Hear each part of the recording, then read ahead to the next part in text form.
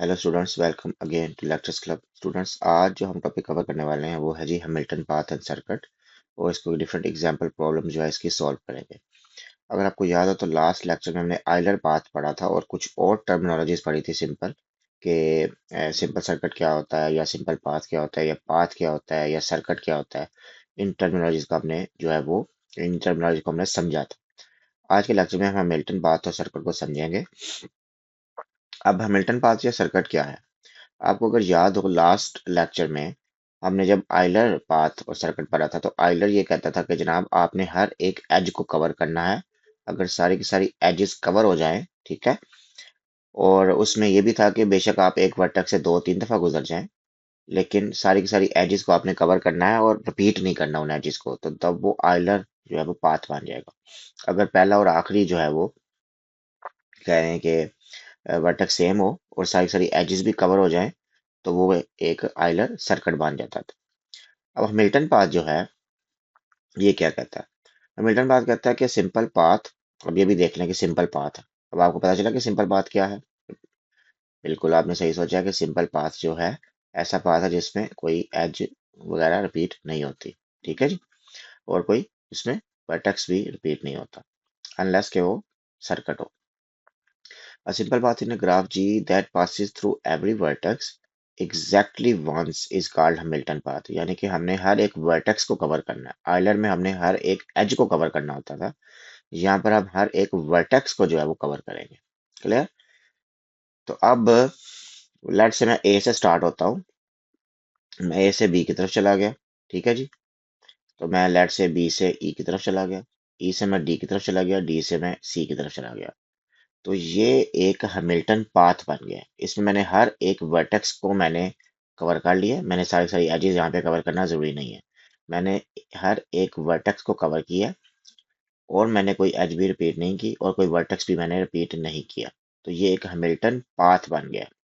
Clear? इसी तरह मैं अगर ए से जो है वो जाता हूँ बी की तरफ, बी से मैं सी की तरफ जाता हूँ, सी से मैं डी की तरफ जाता हूँ, तो ये एक हैमिल्टन पाथ बन जाएगा। सही है, समझ आ गई आपको? G2 में एक हैमिल्टन पाथ बन गया क्योंकि हर एक वर्टेक्स को कवर किया मैंने। अगर मैं यहाँ से जाता हूँ ए G3 ग्राफ में देखता हूँ तो मैं ए से बी की तरफ जाता हूँ, बी से जी की तरफ जाता हूँ, जी से ई की तरफ, ई से मैं एफ की तरफ। तो मुझे वापस आना पड़ेगा, तो मैं ई जो है इसको रिपीट कर लूंगा। जब ई जो है रिपीट हो जाएगा तो ये एक हैमिल्टन पाथ नहीं रहेगा। क्लियर? क्योंकि हैमिल्टन पाथ के अंदर हमने एजिस वर्टेसिस को एक से ज्यादा दफा कवर नहीं करना होता। क्लियर जी?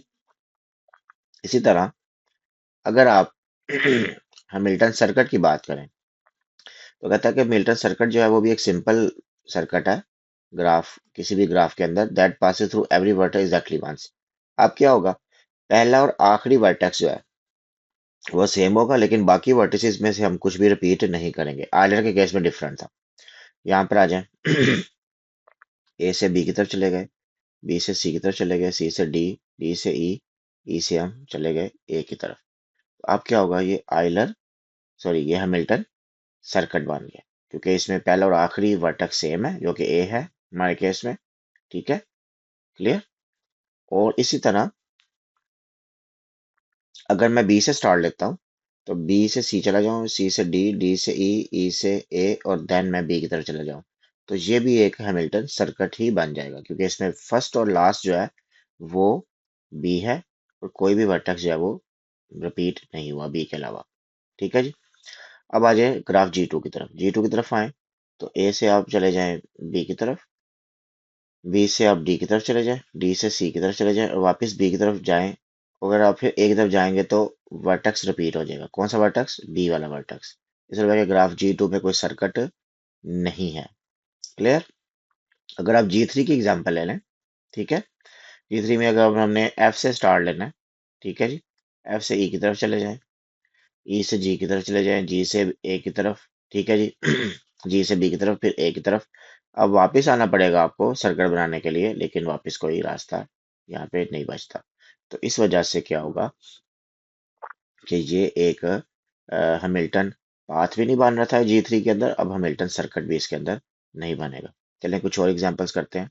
अब यहाँ पर आ जाए, इन दो ग्राफ्स में देखिए कि क्या हैमिल्टन पाथ या सर्किट बनता है। तो आप एक मिनट के लिए वीडियो को पास करें और खुद बनाएं और देखें कि यहाँ पे हैमिल्टन पाथ या सर्किट बनता है या नहीं बनता। उसके बाद आंसर को वेरीफाई करने के लिए वीडियो को दोबारा चला लें।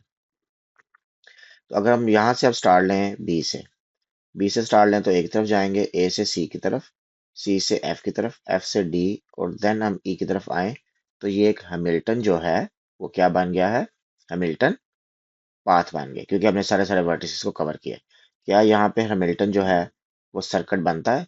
सर्किट बनने के लिए लेट्स से हम अगर ए से स्टार्ट लें और सी की तरफ आए, फिर हम एफ की तरफ आए, अगर डी और ई को हम कवर करके दोबारा ए की तरफ जाना है हमने, इशू ये है कि रास्ते में एफ जो है वो रिपीट हो जाएगा और सी भी रिपीट हो जाएगा।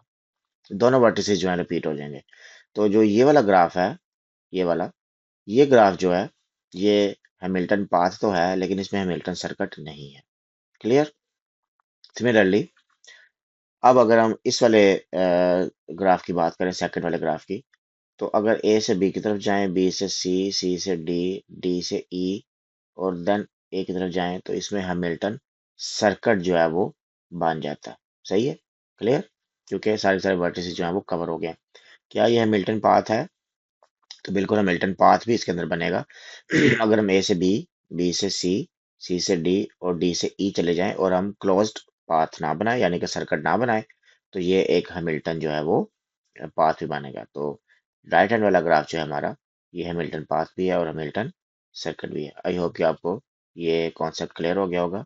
मिलते हैं अगली वीडियो में। अल्लाह हाफिज।